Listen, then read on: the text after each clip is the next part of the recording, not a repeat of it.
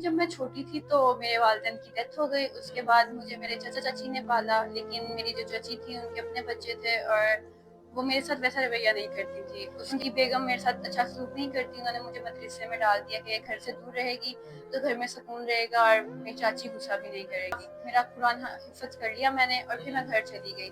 लेकिन फिर वही चीज़ें दोबारा से रिपीट होने लगी, तो इसलिए फिर मैंने अपनी चाची से रिक्वेस्ट की कि मुझे दोबारा से एक आज़मा का कोर्स करना है। तो वो समझती थी कि ये यतीम और मस्कीन है, तो इसलिए ये मेरे बच्चों का हक खा रही है, ये मेरे घर पे रह रही है, तो मैं इसे बर्दाश्त नहीं कर सकती, ये मेरे घर में ना रहे। उसका जो कि मेरी चाची को वो भी मंज़ूर नहीं था कि मेरे चाचू के पैसे लगे, लेकिन मेरे चाचू ने मुझे भेज दिया और वो 8 साल का कोर्स था। वो 8 साल का कोर्स करने के बाद अब फिर मैं घर जा चुकी हूँ। लेकिन फिर से वही चीज़ें रिपीट हो रही हैं, वही सारा कुछ, वही सब बातें और ना ही मुझसे कोई मिलने आता था और ना ही मेरे लिए कोई लेके आता था कुछ।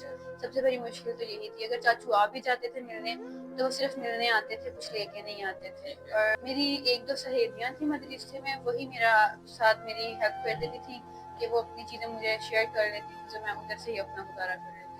मेरी सारी फैमिली बहुत रिच है, तो इसलिए वो सब अपने स्टैंडर्ड के हिसाब से शादी करते हैं और वो मतलब सारा दहेज वगैरह लेके, और मेरे पास तो इतना कुछ है नहीं और मेरी चाची इस हद में भी नहीं है कि वो मुझ पे कुछ खर्च करें। एक ऐसा लड़का ही जो दीन के करीब हो, क्योंकि मैं खुद एक आलिमा हूँ और मैं यही चाहूँगी कि मेरा हमसफ़र हो वो भी एक दीनदार हो, जिसे 5 वक़्त नमाज़ी हो।